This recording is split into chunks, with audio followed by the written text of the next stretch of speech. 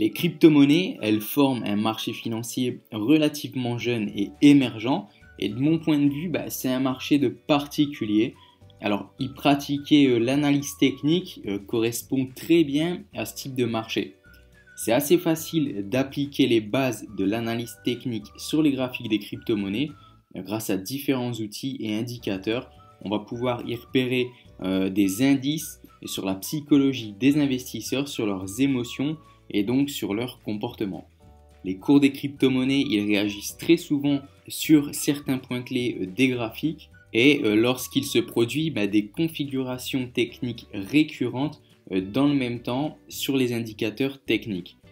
Donc vous pouvez très bien appliquer la stratégie dont je vous ai parlé dans les vidéos précédentes, la stratégie de trading avec le CCI, ce qui peut constituer une bonne base si vous débutez, mais je vous conseille aussi d'observer les outils de base qui sont habituellement utilisés par les traders qui pratiquent l'analyse technique. Alors je vous parle ici d'outils comme les supports et résistances, les points pivots, les moyennes mobiles ou encore les oscillateurs bornés. Donc les supports et résistances, ce sont des niveaux de prix qu'on va tracer nous-mêmes sur le graphique. Donc vous cliquez ici sur ce petit logo, puis sur horizontal, ça va vous tracer des droites horizontales sur le graphique qui seront pour nous des supports et des résistances. Un niveau de support, c'est comme un niveau plancher. Le cours va rebondir sur ce niveau et se diriger dans la partie supérieure du graphique. Donc on va essayer d'en repérer un. Ici on est sur le cours du Bitcoin, donc je vais me mettre sur un graphique à court terme, voilà, même du 30 minutes. Donc on pourrait très bien avoir un niveau de support, par exemple ici.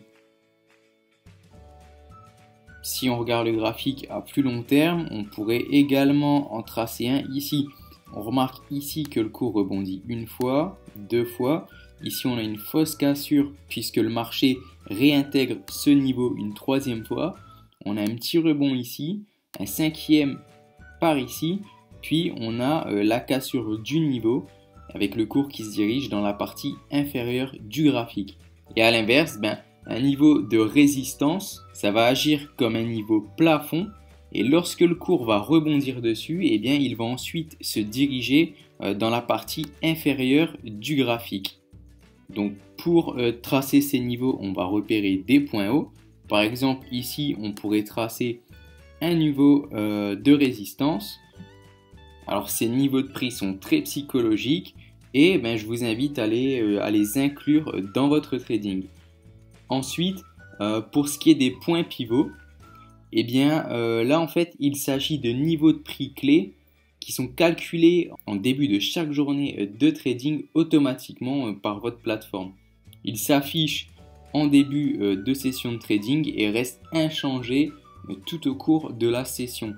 On peut donc s'en servir comme niveau de support et de résistance également. Donc on va essayer d'afficher ça sur eToro. Ici, pivot points, ok, standard, voilà.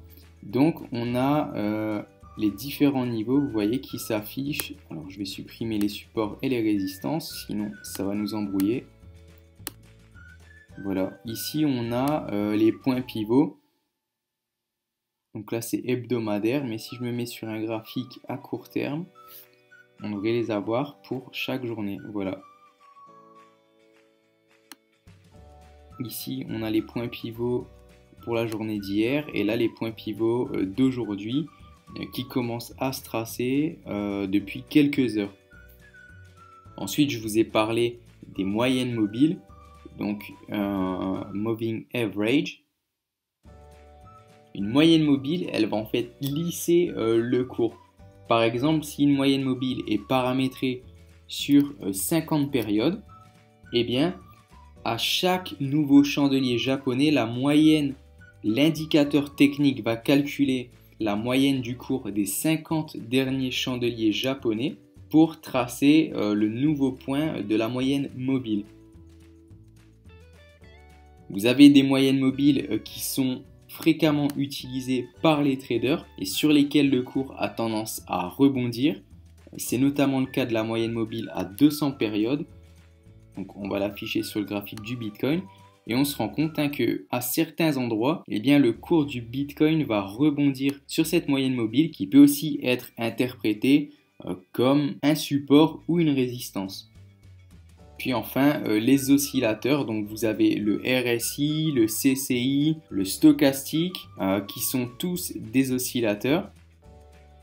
Et si vous voulez, ces outils, ils permettent entre autres d'évaluer les tendances, mais aussi l'épuisement des mouvements. Donc je vous invite également à étudier ce genre d'indicateur technique qui fournit très bonnes indications et qui est vachement utile en analyse graphique. Donc là, je vous avoue qu'en affichant tous ces indicateurs sur le graphique et en vous en parlant en quelques minutes, ça peut paraître un peu brouillon. Donc on a des cours de trading sur Forexagon que je vous invite à étudier puisqu'on y reprend chacun de ces indicateurs qui font l'objet de cours bien particuliers et qui vont vous en apprendre davantage sur leur fonctionnement et sur la façon dont les interpréter sur le marché des crypto-monnaies.